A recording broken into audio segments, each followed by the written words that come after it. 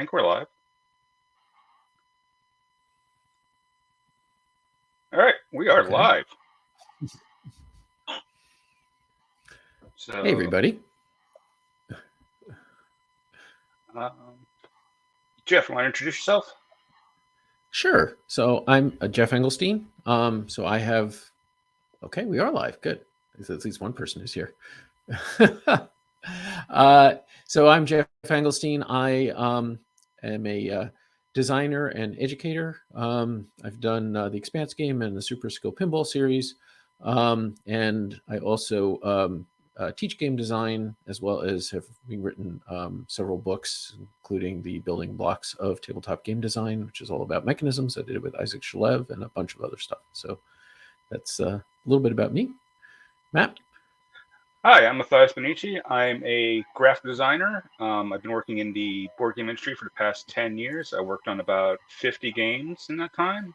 Most notably, I'm the person responsible for the look and design of Kids on Bikes. I worked on Zheng Shi. I'm also a board game designer. I was a co-designer and publisher for Rampaging Jotun about 5 years ago. And currently, my game Zero Day War is up on Kickstarter through Wedding Games. Excellent. So the topic we're here to talk about is UI UX in games. For those who aren't aware, that stands for user interface. So not the function of it and things like that, but the way that the users, in this case the players, kind of interact with it. But Matt, maybe you can start off just by from your perspective defining what the UI is and how that's kind of expressed in the game versus, say, the art or other mechanisms or other elements. Okay, so from my point of view, you have to the design. Like when I set up a design for a game, like anybody's game, beyond the aesthetics of their particular topic and their wants and likes, you have to make it so you have to make designs that are instinctually understandable. You can follow it and understand how the game plays, and if it's cards, understanding what the icons and information is, and that the information is readable and palatable for the players and whoever's running the game. Okay. Yeah, and I would agree with that. And I like to distinguish the user interface from the art.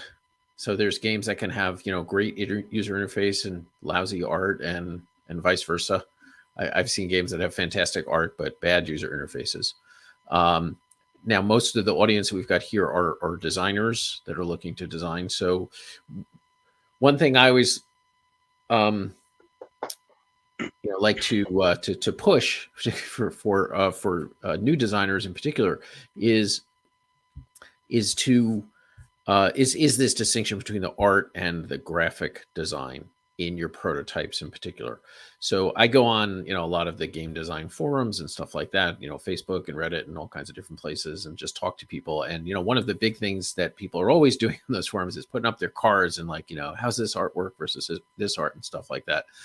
And honestly, the answer most of the time should be, it doesn't matter. You're kind of, depending on where you are in the point of your game design, that's not important. And you really shouldn't worry at all about the art. If you're self-publishing, then when you're going to get to a point where you're going to need to deal with the art towards the end. But early on, particularly if you're planning on going to a publisher, the art is really not that important. You can put in placeholder art. Where you really should be putting your emphasis on, in my opinion, is on the graphic design and the user interface.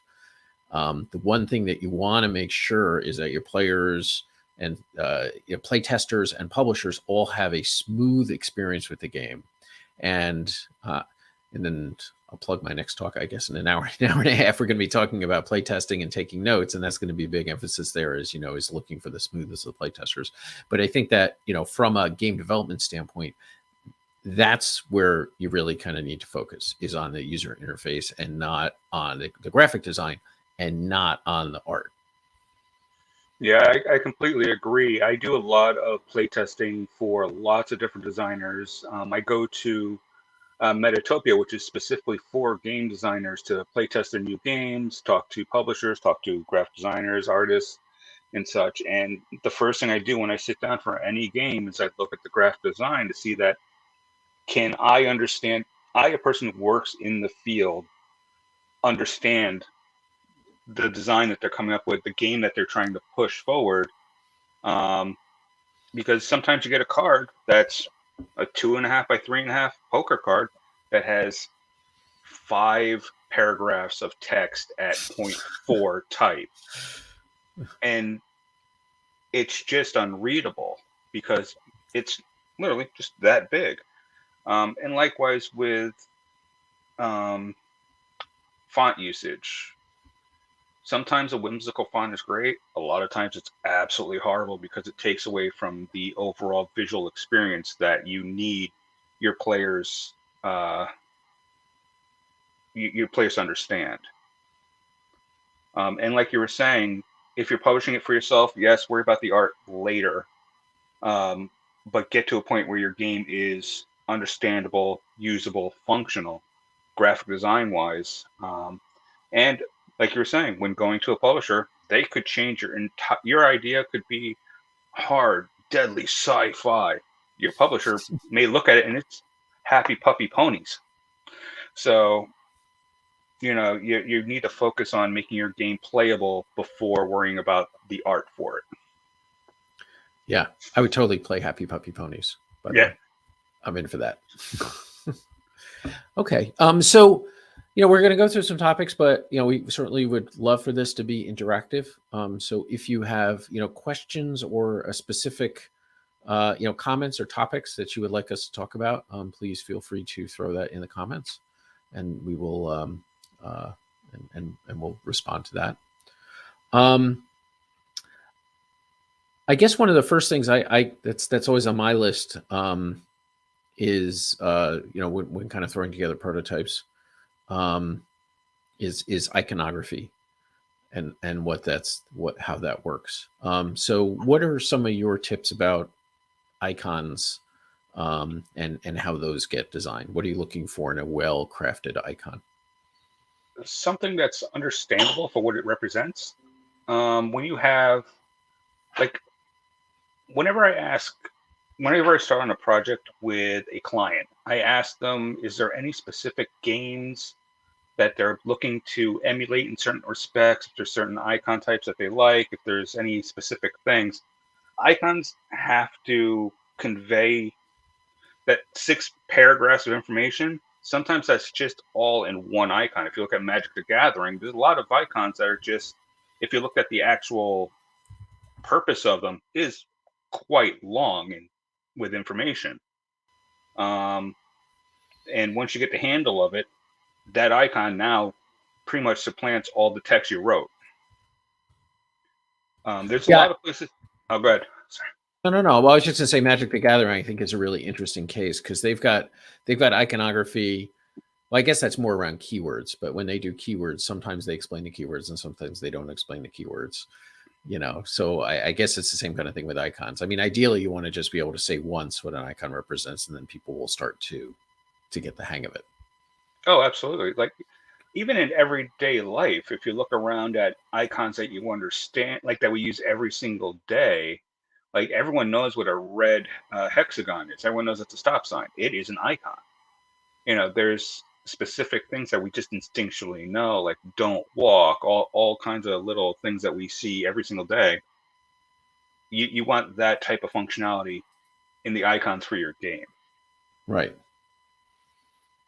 There's a lot of places online where you can go for icons. There's can't remember the thing, but there's one that does SVG style icons that you can bring into Illustrator. And they just do basically gaming icons. Yeah. Well, there's gameicons.net, game-icons.net, which is good. And they've got a very specific style to them. So you're kind of a little bit locked into their style. I personally like Flat Icon. I use their stuff all the time. And I have a subscription to that. I've decided it's worth it for me to throw them a couple bucks each month to get access to the icons. That's really good. There's a lot of really good though sources of free icons and stuff like that. So again, for prototyping, you should be able to find stuff that that so you don't have to recreate it. Well, Another also thing, also in prototypes, if it's just a prototype and you see an icon from another game that you like that you think will work there for right now, take it. You know, don't. It's a prototype. You're not printing. You're not stealing. You're just getting your point across. right? And yeah, I mean, same thing with art too. I mean, just grab clip art or whatever. I mean, there's going to be a time when obviously you want to make sure that you're you know using artist created art, original art. But during the prototype phase, that's not necessarily it. Icons in particular, um, I think if you can use an icon that's generally accepted or something of that style, it's going to help you. You don't need to reinvent the icon for draw a card every Mm, time. If there's other games that do it, hopefully over time, your players will start to recognize the same icons over and over again, or discard a card and things like that. So I think looking towards standardization in general is a good idea. Just as a separate rant, it's not really. I guess it's somewhat related to user interface in the tech side.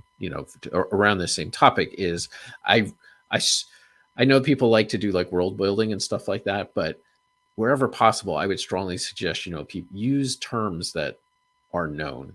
Don't make up words for your world where there's other accepted. If it's health or life or whatever, you can just use health. You don't have to come up with some other term for it that's just potentially going to confuse the players and give them another thing they have to learn. yeah. um, Kind of the mantra for user interface and everything with games. I mean, the original sin of board games is that players have to learn rules. So anything you can do to make their lives simpler, to internalize and get through that is going to be better. And just throwing up unfamiliar terms, unfamiliar icons, stuff like that is just going to make their lives more difficult. Yeah, the last thing you want in the back of your rule book is a glossary on how to use the terms in your rule book. Yeah, absolutely. And I'm looking for. I was going to share. I'm not finding the right one. I thought I had it. I had it up on the other computer. I had to switch laptops at the last minute. I apologize because. But I wanted to touch base a little bit with an example of, in terms of icons, as is Race for the Galaxy as Mm, as sort of a test example, because I think there's a lot of interesting things with icons. First of all, if you talked about recognizable, I think there's a couple of different levels of that, right? So first is to have icons that are recognizable, just distinguishable for, recognizable for what they are. So you see it and you're kind of thinking, oh yeah, that's supposed to be draw a card. But then also you want icons that are distinct from the other icons that you have in the game, specifically when viewed at the distance that most players are going to be viewing the icons. Um, so if that affects the size and both the size and the shape of the icons. So if your icons are going to be in the card that only the person who playing the card needs to see it, then you can have smaller icons and they can be right up against you, right? But if you need to like have a card on the table and people need to be able to tell the distance or something that's on the board, then you're going to need to have your icons larger and you're going to need to make sure that they're distinguishable better from each other. So some of it sounds like common sense, but I've certainly seen enough cases where icons are just teeny weeny bit different, and or the icons are so complex in silhouette. They try to do a bird of paradise and have every little feather, come out on the icon. That it can be very difficult to distinguish them or really see what they're trying to represent. yeah, that and also putting a adverse color on a piece of an icon with an adverse color on a piece of artwork that just garbles it to your natural vision. I can't tell you how many thin reds on a dark blue I've had to correct on projects before. Um, yeah, I've had the issue with building a card that you have to see on both sides of the table for 0 Day War, because the player in front of you has to be able to read your card. So I had to flip the information on one side facing the character and then flip it on the other way so the other person can read it from the other side of the table and still keep it legible. User interfaces. And so how early? So you like print stuff out, and obviously you're printing stuff out to scale and really looking at it, and that's kind of how you judge it. Well, that's actually a really good point. Printing to scale. When you make anything like a prototype, print it at size, because what's on your screen, you're looking at a full screen with your text on and everything. It looks great, and then when you shrink it down to actual size, it is illegible, and you won't know that until you actually print it. And it's happened to me a million times before. So yeah, it can be particularly dangerous with Tabletop Simulator and other kind of online tools, because if you have people playing your game in Tabletop Simulator, they can zoom in a lot more than they may be able to zoom in in real life. Right. Just kind of lean into cards, so that can sometimes be deceptive. So yeah, I think we would both strongly recommend that people always print their stuff out. There was a question: what published games have great examples of great user interface, and any thoughts on bad examples? I think that one really good one right now is Dune Imperium. The iconography and the way that the board is laid out is very well done, very well thought out, both in information wise and thematically. And adversely, a game that I think really didn't hit it for me. Oh God, I gotta think now. I'm looking at my wall of games. I'm like, these are the ones I kept. I tend to get rid of stuff that I don't think works. Okay, well, while you're thinking, I can jump in on with my good and bad. So first, for me, on the good side, well, I'll do my bad side first because there's more time talking about the good one. And it's a shame because the game's a great game once you figure out how to play it, but the graphic design really gets in the way of playing it. I think it's Tides of Time. Is the name of the game from Portal Games. So yeah, so many of you may not be aware of that game. Again, let me bring up a picture. So it's a really simple. It's a 2-player drafting game, and you get a hand of cards and you pick and pass the cards, and the cards are absolutely gorgeous. But this is an example of fantastic art with bad. Yeah, I've got it up here. I'm gonna present in a sec. So, of great, beautiful artwork with share screen. Yeah. It's gonna ask me which screen I'm sharing. Here we go. Microsoft. No, okay, this. Okay. Okay, let's see if this works. Okay. So here are examples of the cards, right? So you can see the artwork is absolutely stunning, right? But the stuff that you need to know, you can see my mouse. This up here in the corner, this is what the card does, okay? And it's very, very difficult to read. It's got a couple of things going on here. One, relative to the size of the card, it's very small. Now, these are tarot size cards, so they're a little bit bigger than just your regular poker cards, but still, they're difficult to read. It's small relative to the size of the card. Next, you can't really see it, but it's got a decorative font that's on there, which is one thing that Matt was talking about. It's got this fancy font. It's not just a plain kind of a serif or sans serif. It's got this sort of medieval font. Second, the colors and the contrast, it just all kind of gets lost. So here, for each set of blue and green, you get 5 stars at the end of the game, right? So very difficult to read. And you can see on all these cards that how tough it is to read this.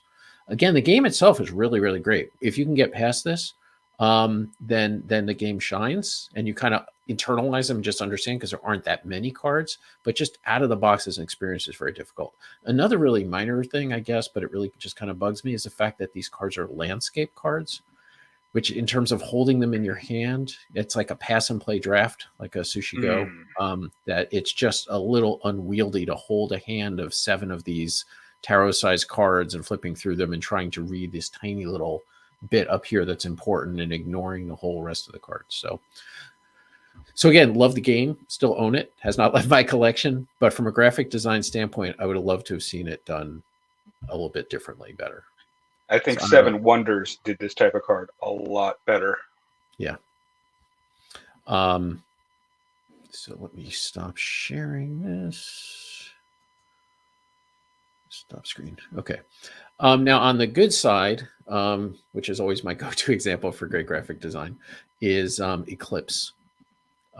Which, again, for those of you that aren't familiar with it, Eclipse is like a 4X space game we were exploring, and those games, that's Twilight Imperium is in that genre, goes way back. And the thing about those games is they're always, entire day affairs that have tons of things going on and ships and technologies that you're researching and a lot of economic effects and all kinds of things.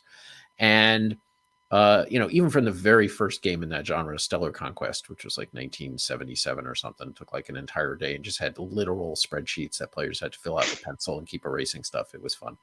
We knew how to have fun back in the day. But Eclipse, the genius of it, in addition to just being a great game, but the user interface is what absolutely elevated it and took what was, normally an 8-9 hour experience into a 3-hour experience just because of the techniques that it used to try to streamline play. So this is interesting because it kind of straddles a line. It goes beyond graphic design and more into this user interface topic that we're talking about today. So one is the first thing is that traditionally in these kinds of games, and Eclipse also, you're conquering different planets, and then every once in a while there's a production phase or an upkeep phase, and you got to go and count your planets and add up all the different resources that you've gotten and stuff like that. The way that Eclipse handles it is you've got markers that you put onto the planets when you conquer them. And underneath a marker, all your markers are lined up on a track. And as you put markers out, underneath each one, there's a number. And the number is the resource that you get for that. So if you collecting metals, if a planet has metal, you'd put one of your metal cubes on the planet.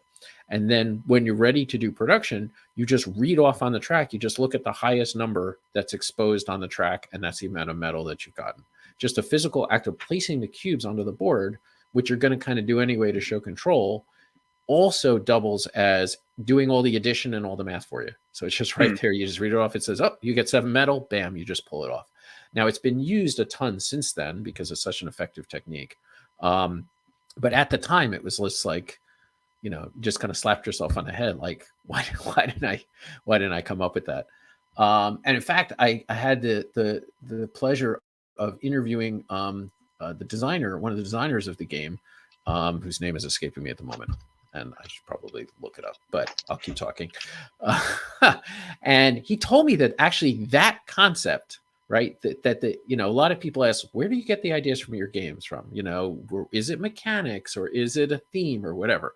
Eclipse, he came up with this idea of the tracks that automatically kind of calculated for themselves what the production was.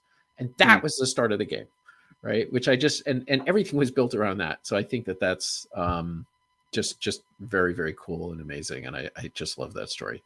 Other things that and similarly in Eclipse, as you put out these other, control discs when you control the whole planet, those are negative numbers under it, which is upkeep that you have to pay. So just very naturally, the more of those discs that you put out, it costs you more. And it also lets you, give other hooks to the players. Like if you get extra discs, you can cover up numbers and stuff like that if you get more efficient.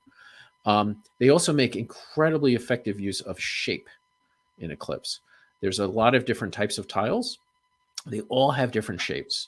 And they're very clearly, like the tech tiles have a very specific shape with a notch cut out of it. There are these victory point battle tiles that have a special shape.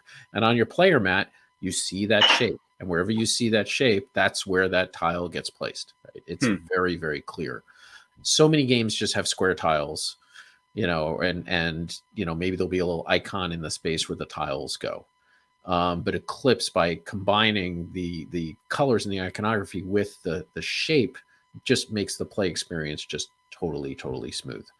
So if you are at all interested in graphic design and user interface, and you have not played Eclipse, I would highly encourage you to go and, if not purchase a copy, at least look at the images on Board Game Geek or watch some videos people playing and things like that. It's just like a masterclass for this kind of thing. Mm.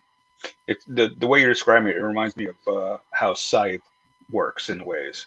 Mm-hmm. So yeah, what kind of elements in Scythe really do you like or think were well done? the whole score track is wonderfully designed because there's multiple ways, like every large game, there's multiple ways to score, but the way they're laid out makes it really easy to keep track of your points, your opponent's points, figure out where you are in the game on your own personal tracker. With you were saying about shapes, a lot of the pieces that you're going to be putting on the board has a specific shape, so you're not mistaking where it goes. There have been many games I played in the past where you forget to where you are in the game because the score track is just not that well defined. Like, I'm pretty sure I have either won games or lost games because we have forgotten where we were in the game. Okay. Let's talk. I'd love to talk about score tracks. I have a whole rant about score tracks. What do you look for in a good score track when you're designing a score track? How do you kind of try to do it? So I've only designed 3 in my entire time doing it, and they were really basic score tracks, but it was important to me that people understood which way to go on the score track. I hate score tracks that alternate which way you're going, like per line. Thank you. Snake tracks. It murders me. We can still be friends. Yay. Yeah, one of mine and my wife's favorite games that we play together is called Veluspa, and the score track snakes, and we keep forgetting that you're supposed to go this way and not that way. All of a sudden, she's got 60 points when she should have had 40. Right. And it's also really hard when you're looking at it to see, just to visually at a glance see who's ahead. Mm-hmm. I mean, I think there are ways to design snake tracks a little better if they're more like angled. They're more like zigzaggy. But if they're like all the way straight across, drop down, straight across back, those are just the absolute worst. Yeah, I hate those. Yeah. It has, like I said, score tracks have to be defined, easy to follow, easy to read from both sides of the table. Yeah. The other thing that I look for in a score track is how many pieces can occupy the same space, and how that is. So if it's possible that players can be in the same space, have the same score, the space either needs to be big enough so that everybody can be in the same space, or whatever is tracking the score needs to be stackable in some form. But if it is stackable, then you got to make sure also that you can kind of see from the side the color. You don't want to use a token in that case because you can't see if there's a token in the middle between 2 tokens. You may not be able to see it. So that's kind of a user interface thing. I've also seen games, which I think is really clever, and I can't remember the name of it, but I know there are some games where on the score track, or really, it could be any track, where 2 players cannot occupy the same space. And if another person would go to the same space, maybe they go ahead, right? They can skip over a space that's occupied. And in that case, I've seen it where the pieces, so the squares are just big enough to have one scoring piece, but the scoring piece have like little domes on top of them. Okay, so if you're like a little plastic dome, so now you can't stack them, right? So there's a rule that you really don't have to remember because it's obvious. I mean, I guess you could try to squeeze the piece in next to it, but there's an example of the graphic and the physical design of the game, informing the players and just very subtly reminding the players, oh yeah, if somebody's in that space, don't try to stack on top of them because you can't even do it with these pieces. You're right. That's ingenious. That really is.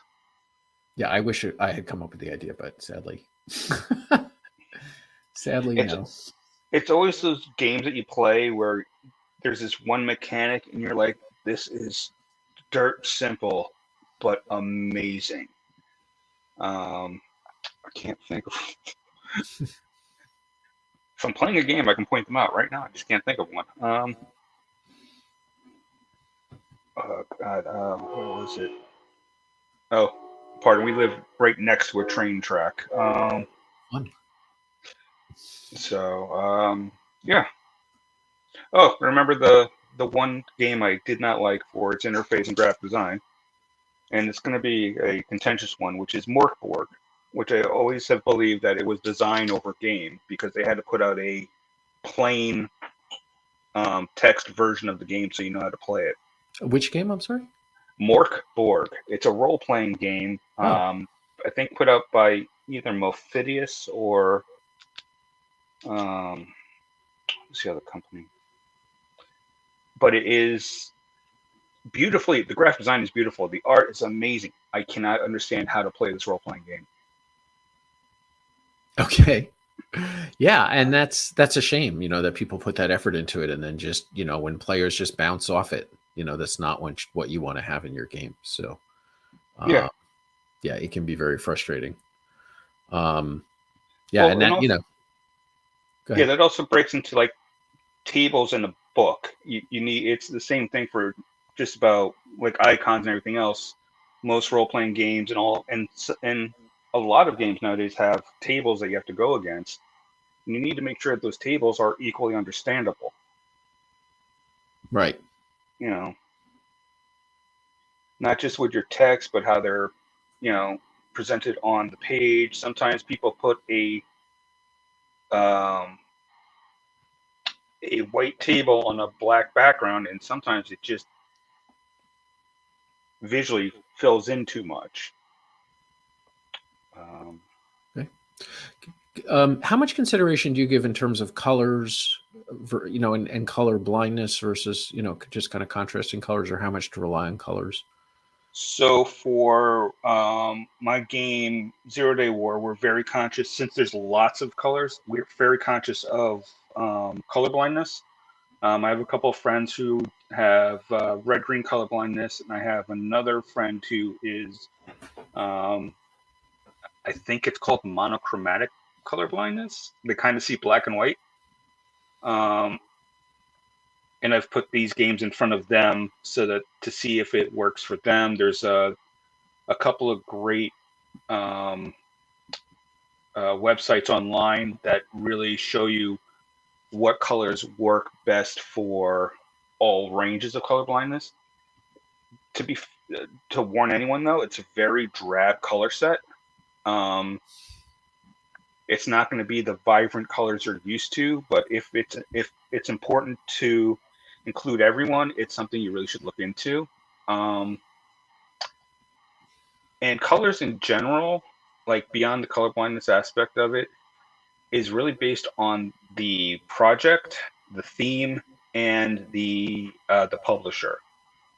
Um, a lot of times, I will come up with ideas and I'll set up an entire sample of 5 to 10 cards, page layouts, just so that we can go over like colors that work. And if they have an idea, if the client wants a specific color in there, I'll put it in there and have it shown in multiple uses because sometimes that fuchsia isn't going to be readable against this other color or and you don't really realize that until you actually have it on the page or on the card.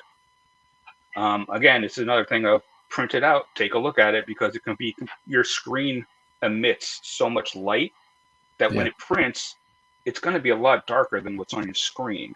um, it's the nature of your computer screen. It's RGB, red, green, blue.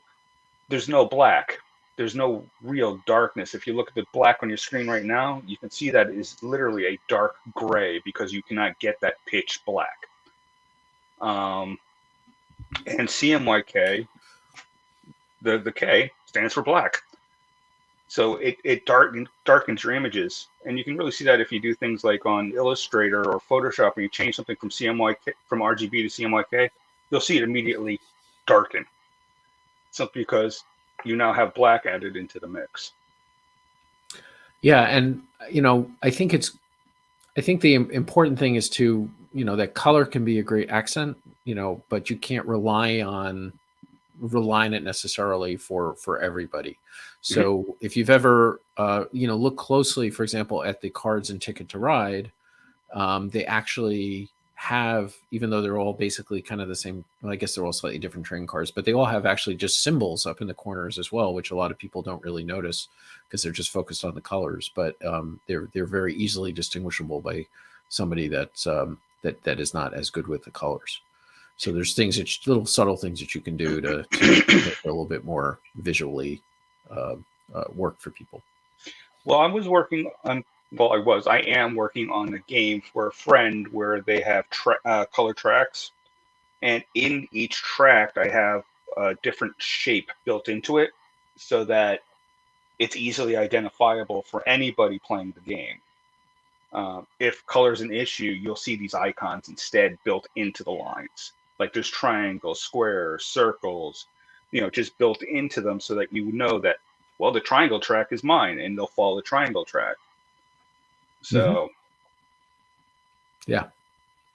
Um, and like you were talking about, like triangle, square, circles, I love using just like basic shapes like that for like core icons, not try mhm. to get cutesy with it. uh it's also very easy, for those of you like me that are completely non-artistically talented. It's every drawing program has a way to draw a triangle and a square and a circle and a hexagon, and it's easy to just grab those shapes and just drop them onto your prototype, and you're good to go without having to get fancy. Yeah, and the thing is that you don't, even in general, you don't need to worry about being fancy. Just need to get your point across. Yeah. And I think a lot of people get stuck on the presentation aspect of a prototype. I see it a lot at like Metatopia when I'm looking at new designs that people are coming up with. A lot of times, people are very embarrassed to show the prototype because it's not sleek, it's not fully designed, the colors aren't there, the icons aren't perfect, and the idea of you just want to make sure that you get your point across before um, even presenting it to a publisher. You want to be able to you don't have to worry about of making it pretty. You know. Right. um I'm trying to share. Am I sharing my screen here properly? Oh, there it is. Now you are. Okay, so I mean, just as an example, what you're talking about, right? This is, so I mentioned my game Super Scope Pinball. This was the prototype sheet. This was actually the final prototype board that I pitched to to WizKids and a few other publishers, and every single person like reacted favorably to it. So you can see here that the artwork is absolutely as there's like no no artwork at all here. I just, everything is just basic shapes and colors. In this case, there was just the two colors, the red flipper and the yellow flipper, and the targets that they can hit are color coded yellow and red. Stars represent points, and the squares are boxes you can mark in. The dash boxes, the square boxes, and the double line boxes all mean different things. But this is literally the typical, and this is not atypical. This is very standard for the level of prototype, that polish that I put on my prototypes. Right. That's it. So, I mean, I traced over an actual pinball machine table to like create these splines for some of the bumpers and things like, I guess I'm going to sort of the bumpers and things like that. Like these things I traced over. But other than that, I have like, very little artistic ability in Adobe Illustrator, and just was able to slap something like this together. And the Yeah, publishers but were fine with it. this is When you pitch this is a publishers, hundred. This is 100% good. Even before you said what it was, I knew it was a pinball machine. yeah. I grokked all the information that you have here, and it made perfect sense. Even in this form. Yeah. So, so just as an example, because again, I see prototypes, and look, different people enjoy different stuff on for what they're doing and have different inspirations, right? I mean, I was talking to so Ryan Lockett, who did like Above and Below and a whole Sleeping Gods. He told me the first thing he does with a game is paints the cover. He's an artist, right? He's an artist by training. That's what he loves to do, and that's his inspiration. That's his touch point, right? Is he starts with the vision of what the cover of the game is going to look like, and then he goes back and kind of works backwards into the I think he's got a basic idea of the game, obviously, but he does that super early, and that's great. More power to him. That gives him a vision and a touchstone. But it's not necessary. There's plenty of publishers that'd be perfectly happy just to take basic black and white primary colors, basic shapes, as long as it's playable, right? Focus on the usability of it. Yeah, absolutely. Like I'm a graphic designer, so my prototypes end up looking like a finished board game before they're even playable. Because I'll sit there and just doodle in the computer for hours at a time, refining design after design, even though I don't even have a playable game yet. Yeah. Yeah. So I we all have our things when we're building stuff. Okay. We've got about 15 minutes left here. Do we have any questions, other questions that have come up? Not yet. Okay. If not, I've got one other topic I was going to throw out at you, which is, as mentioned, the big, bugaboo for players is rules. So when you're doing a graphic layout of the rules, what are some of the kind of the guidelines or techniques that you use to hopefully make it a little more understandable for players? Well, a lot of it starts with the original, like, Microsoft document. I read every rule set that's ever handed to me for layout, and then I promptly dump it out of my head after I'm done working on the project. But a lot of times the creator of the rules will chunk out how they want things done. Sometimes it works, sometimes it doesn't. A lot of times I like to make, like, I use a lot of indents in certain things so that if there is a main point and then subpoints, I like the subpoints to be indented just so that people understand that they're not, that this is under this heading and under this chunk of rule set. And then the next rule set will be back to the original 0 point on the page. Use your headers properly. Don't use like super fancy script fonts for anything. They may look good on your card. They do not look good in a paragraph. If you're going to be doing things like a textured paper background, make sure that it's not so dark that it interferes with your text. Same thing for things like if you're doing a character sheet. And I was literally guilty of this yesterday. I made a character sheet for a game that's coming out, and I used a textured background that was way too dark. And my client was like, "That's too dark." And it's like, I should have known better looking at it, but I didn't. So I brought it really light, And also you got to think about with character sheets, people are going to print them from their whole computers. You don't want to drain out their ink with overly complex, thick black areas, or thick colored areas that's going to just sap all their toner. And you also don't want to have a textured background because the printer is going to try and print every single piece of that. And everyone's printer is different, and it could be completely dark or completely messed up on one person's printer while looking beautiful on another person's printer. Natty 6 games, yes, really basic is better when it's when you're making a prototype. Certainly from a prototype, yeah. And just to kind of, I just brought this up here. Let me try this again. Stop showing me this. Hang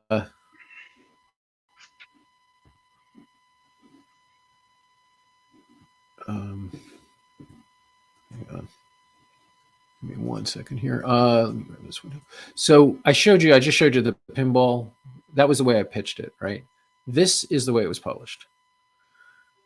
So it's no longer simple, right?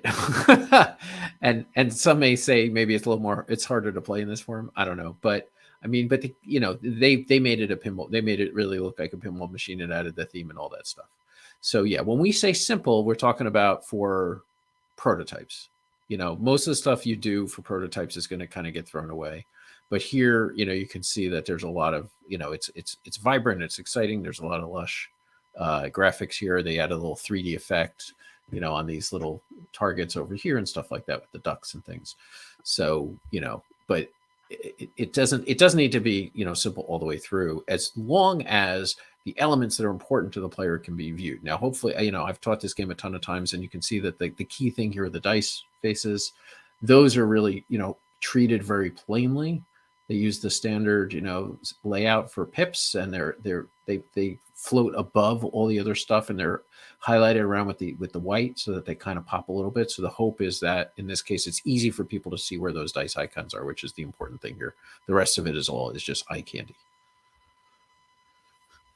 It's pretty. Yeah. Yeah. So the other one thing that I've been seeing, well, they keep two things with rules that I find are really challenging, and I'm terrible at rules writing. I mean, rules writing is a whole other topic, but the thing to keep in mind, certainly with the graphic design part of it, is that your rules are doing two different things. Is that the rules are teaching the game, and the rules are also acting as a reference later. If 2 months later or a year later somebody picks up the game and they just want to learn, they want to be able to just kind of skim through it and get the highlights of how do I set it up, how many cards do people have, what's their hand size, and stuff like that. So it's very difficult to balance those two different things, which what I've referred to as rules as teaching, and rules as reference. Rules as tutorial and rules as reference, right? Those are two different things. And it's interesting that some companies like Fantasy Flight, I don't know if they're still doing it, but they went through a whole period where they would include two different rule books. It's like, are you learning to play, X-Wing? Start here, read this book. And then, when you're actually, or Star Wars Rebellion, then then there's this whole separate book, which is the actual rules just from beginning to end. Yeah, but with Fantasy Flight, I have bones to pick with Fantasy Flight. Sure. I've got so many bones. You should not be reading a rule book in every single paragraph. How to fight in this. A paragraph and then a link to another section in your book that's 100 pages in that you have to read before you come back and read this next paragraph. It should have been in that paragraph. Yep. And Fantasy Flight has done this time and time again. I could have murdered them for the Horus Heresy. It took us 6 hours to read a 40-page rule book. Yeah, I can appreciate that. I understand where you're coming from. So I'm going to share something. Just got to figure out how sharing works here. The present icon on the bottom there. All right. And do I have to go on the page, or is it going to pop? It'll pop up and it'll ask if you want to just share a window or a tab in your browser or whatever you've got there. Okay. Share. While you're bringing that up, I'll just throw one other thing, which I've actually started to see more recently in rules, and I don't know if it's just the rules I've been looking at, and I'm not sure if I like it or not, but I've seen people specifically, like I was reading rules once, and hand size was like a technical term. So it was written in the rules as hand size, capital H, capital S, but all one word. So, and so that way they could just, rather than the colloquial way of saying hand size, just, it was because I guess whoever wrote the rules decided it was a technical term, and they wrote hand size, also right, with a capital S, which I just thought was a little odd, but also I kind of understood what they were getting for. But okay, so what do we got here? I can see your screen. All right, so this is my first game. I was a co-designer called Rampaging Young, but this is showing how a project moved forward from the initial design to the final artwork, and where we were still starting in 2007. By 2011, we were just still working with sketches and trying to figure out how all the text worked on it so that it was instinctual for the players. And what I was saying before about having text on top of a darker background with these red and blue texts, it started to get lost with all the information on it. And you don't realize that until you print them. And then with the final versions, it's a funny story. I literally got fired from my job, and that day I needed something to do other than like collapse. I redesigned the entire game from scratch to its final version. But you know, it was the simple idea did the job. It army moved to movement points, and it just changed minutely over time. Where we still have move up to 2 movement points, but we didn't. We took out some stuff and just it's still basic information carried through. Mm-hmm. All right, Very me nice. unshare this now. How do I unshare now? There you go. Okay. I'm old. This technology.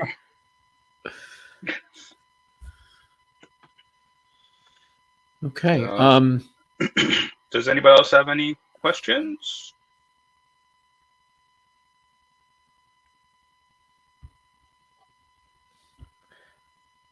Oh, absolutely. Um, uh, Also, you got to realize that certain languages take up more space in the game when you're doing things like localization. Um, Yeah, that's an excellent point. Spanish takes up 1.5 times the amount of space that Spanish and French take up 1.5 times the amount of space than English in any text. Um, German takes 2 times the amount of space. Russian takes 2.75 times the amount of space.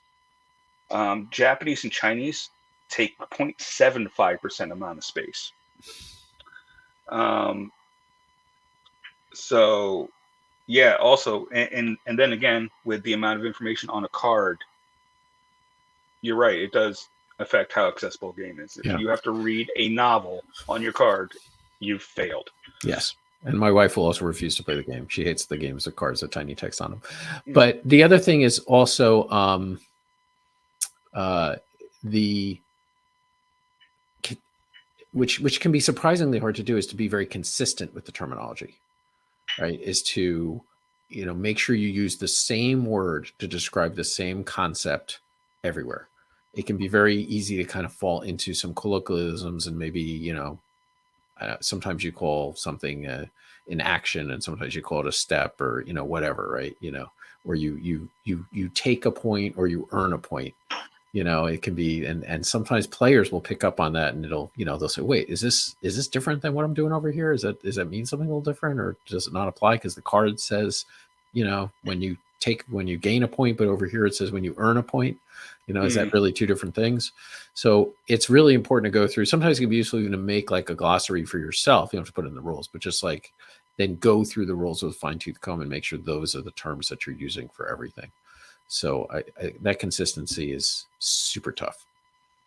Well, one of the things also you might want to do before presenting to a publisher is get a basic editor to go through your stuff. One pitfall that happens to every single designer, I don't care if you've worked in the industry 200 years or you've been in there 2 years, once you get too close to your project over an amount of time, you become blind to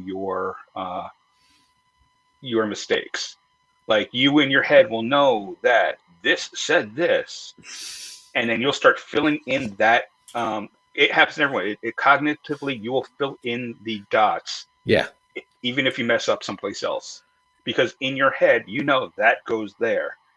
You're absolutely correct. Yeah. The hardest rule mistake to find when you're checking rules is the rule that's missing. The rule that's like just stated not clearly or contradicts another rule or even, says the wrong thing. You'll find those. The one you won't find is when you thought you said something, but you never actually said it because, like you're saying, it's in your head. It's there, it's happening. But yeah, I've made that mistake more times than I can count. My very first game, which was a battle game, never explicitly said like when the battle ends. I mean, it's implied, but it never really says like the battles. It can go up to five rounds. But also, if the defenders or the attacker is completely eliminated, it never says that the battle ends at that point.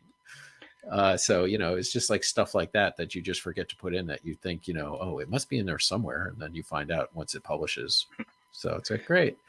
And Board Game Geek will remind you. Yes.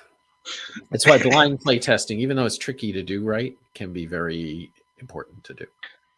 Yeah, and like I think your next panel, you getting the best, most out of your playtesting is knowing the questions to ask that will benefit you and help you in the future. Yeah. Okay.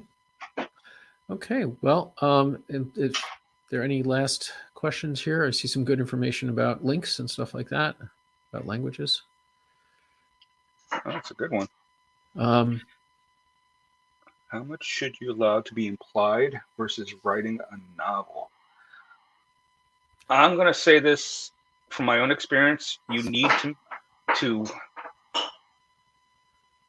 everything you want the player to know, make sure they know.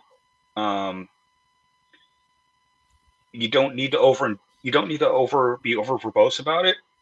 But if there's something you want them to know that they need to know, make sure you put it in your rules. right. Yeah. I mean, the tricky part can be, I'll say two things about this. One, a tricky part can be a lot of times there can be like weird edge cases. And if you can't get the number one goal is get rid of your weird edge cases. Number two, if you can't, do you want to include it in the main body of the rule, or do you maybe have like a clarification section in the back? Like, hey, it's worth having a whole section in the rules about what happens if there's a triple tiebreaker that maybe happens once every 100 games, right? Or do you just put that someplace else? But the other thing I would say is that, and is if when you're writing a rule, particularly if it's like an ability, an ability or a card effect or something like that, if you can't state it succinctly, that's a really good sign that you should probably either get rid of it completely or change it. Mm-hmm. And that's, I have a lot of, again, people do different things with this. I like to write rules early, even if they're like really in a big state of flux. For me, I find it as a really clarifying activity. And the way my brain works, when I actually write a rule down, it helps me see those edge cases more clearly than when I'm just kind of play testing it or thinking about it.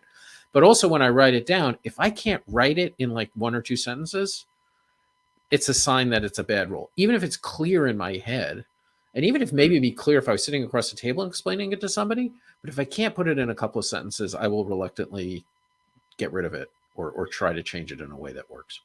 See, for that, I end up farming it out to a bunch of my friends. Since the industry is this big, I can throw a rule out my window and four of my friends will correct me on it somehow. But yeah, reaching out to other people to help with that helps me personally a lot, because I tend to get verbose at times, and sometimes like my friend Bill will like cut down the rule I said from 3 paragraphs to a sentence. You know. Let's see, there's a couple of questions come in. How do you feel about using player guide during play testing for which you develop your rules? Which you develop your rules? A player guide is never a bad thing. From beginning to public, from like concept to publish, a player guide always works. I usually have player cards that have the every lots of games have it. Just the how the turn works. If there's specific things that they need to know per turn, that goes on that card, and it always helps. Like if you have a player count of 4, you better have 4 of those cards, because everyone is thinking in between those turns, and they're looking at that card while they're thinking. Okay. Small as an icon can be. Okay. I mean, I would look at a Magic the Gathering cards. I would never go smaller than that, and even that's pretty small. Okay, for visual legibility on black on white, it's 4.5 type, but it is certain fonts only. Generally, I try to stay above 6 points for things, simply because I'm getting old. I can't read 6-point type anymore without my readers on. But 6 points is generally the smallest I'm personally willing to go. And that's from someone who's been a graphic designer for 27 years. Yeah. Um, Okay, I think we're out of time here. So if you'd like to, appreciate everyone sticking around. Hopefully this was informative. I love talking about this topic. So thanks to NunPub and to Matt for letting me jump onto this panel. If you want to find more about my stuff or follow me, I'm on Blue Sky and Twitter at G Engelstein, Gengelstein, and I also, which I can talk about, have a Substack blog called Game Tech, Gametek, which comes out whenever I feel like writing it. So it's always free because I don't want the pressure of having to do it on a schedule. So come and enjoy that. But it's usually every couple of weeks. You can find me on Facebook and Blue Sky as Matthias Bonici. You can find my game Zero Day War right now on Kickstarter, and that's about it. Okay. So, thanks everyone for coming. Thanks, Jeff, for keeping the conversation going, because I would have been horrible. You've been great. Thanks, everybody. Enjoy the rest of the conference.